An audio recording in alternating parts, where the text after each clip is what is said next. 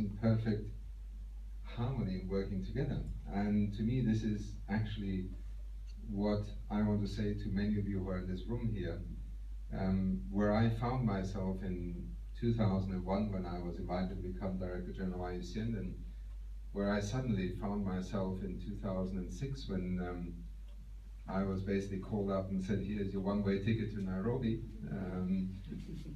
has a great deal to do with the people that I have worked with. And you know, I said yesterday to our staff who organized a small farewell for me here, that my conception of UNEP at the point at which I was thinking about going there, and he is in large part to blame that I went there, because I had been approached for another job earlier on, and you know, was a little bit tempted, and then I talked to Claude, and in fact Mark is also here, and they both said, don't be stupid, you know, IUCN is far more important, and so on.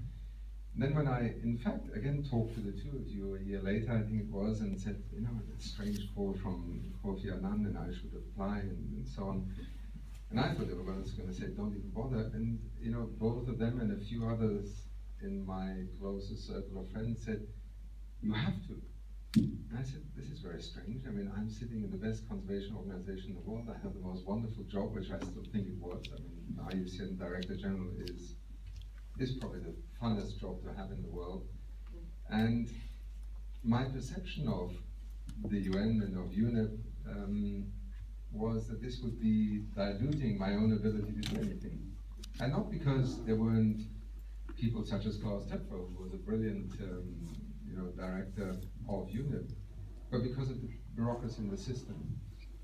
But even inside an organization, right in the heart of the UN, like UNEP, I had to eat humble pie, because when I arrived there, I found an extraordinary group of people, some of the best people in the business, to be honest, but not necessarily with either a machinery or an agenda or a political strategy that was giving expression to that. And so I just want to say to all of you, many of you have been companions on this journey. For me, it has been an extraordinary experience of trying to take an institution through its next iteration and seeing it today really influencing agendas, processes, constituencies, and being embraced above all, which was very close to my heart, by the developing world as never before, in ways that I would not have conceived of when I had the opportunity to move to Nairobi. And I end with just one other appeal, which I think is, again, coming back to science and policy and the broader agenda. Oceans was one that I felt we didn't do enough, and the other one that is knocking on our door is the future of agriculture. I actually am convinced today that moving forward on addressing climate change is clearer and more understandable in the way it will happen than how on earth are we going to feed 10 billion people and not destroy the very foundation on which we depend in order to do so. And that agricultural economy that consumes 70% of the water, 70% of the antibiotics, and so on, is one that I would just leave you with that appeal also.